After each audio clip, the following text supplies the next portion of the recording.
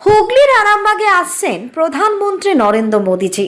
হুগলির আরামবাগে আসছেন তার প্রিয় দাদাজি অর্থাৎ প্রধানমন্ত্রী নরেন্দ্র মোদী। আর তার সাথে দেখা করার জন্য অধীর অপেক্ষায় রয়েছে প্রধানমন্ত্রীর ছোট্ট ভক্ত উপাসনা দাস। সে আরামবাগ শহরে শিশু উদ্যান সংলগ্ন এলাকার 5 নম্বর বাসিন্দা। বর্তমানে সারদা বিদ্যাপীঠে 4র্থ শ্রেণীর ছাত্রী। ছোট থেকে টিভির পর্দায় প্রধানমন্ত্রীকে দেখে এবং বক্তব্য শোনে তার, এবং এই সমস্ত প্রধানমন্ত্রীর বক্তব্য এবং প্রধানমন্ত্রীর বিভিন্ন ক্রিয়াকাণ্ড দেখে একেবারে ভক্ত হয়ে উঠেছে সে। এমনকি বাড়ির বিভিন্ন জায়গায় প্রধানমন্ত্রীর ছবি সুন্দরভাবে সাজিয়েও রেখেছেন। এবার তার প্রিয় দাদাজি আরামবাগে আসছেন, আর এই কথা শুনে উপাসনা বেশ আপ্লুত। তার ইচ্ছে সবার সঙ্গে গিয়ে প্রধানমন্ত্রী নরেন্দ্র মোদীর সাথে দেখা করবেন। সে তার প্রিয় দাদাজির হাতে তুলে দেবে নিজের আঁকা ছবি। এবার হয়তো উপাসনার আশা পূর্ণ হবে।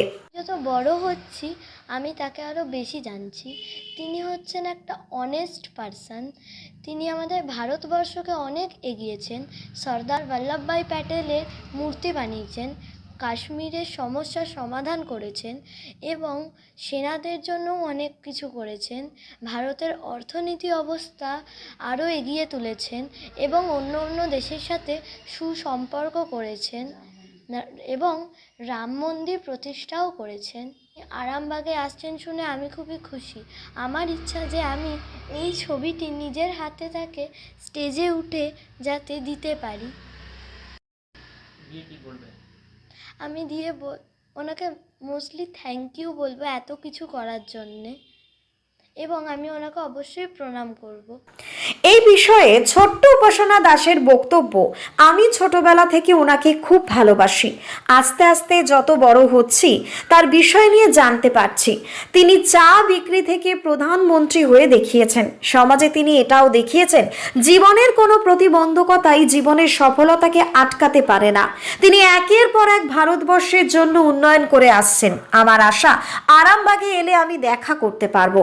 ছোটোবেলায় যখন আমরা টিভিতে নিউজ দেখতাম বা মোদিজির কোনো সাক্ষাৎকার দেখতাম, ও তখন এটা খুব মন দিয়ে শুনতো এবং ও ফোনের ইউটিউবে মোদিজির ভিডিও দেখে। সেখান থেকেই ওর মোদিজিকে খুব ভালো লাগে এবং ও মোদিজির থেকে ইন্সপায়ারও হয়। প্রায় 2021 সালে এই ছবিটি নিজের হাতে আঁকে।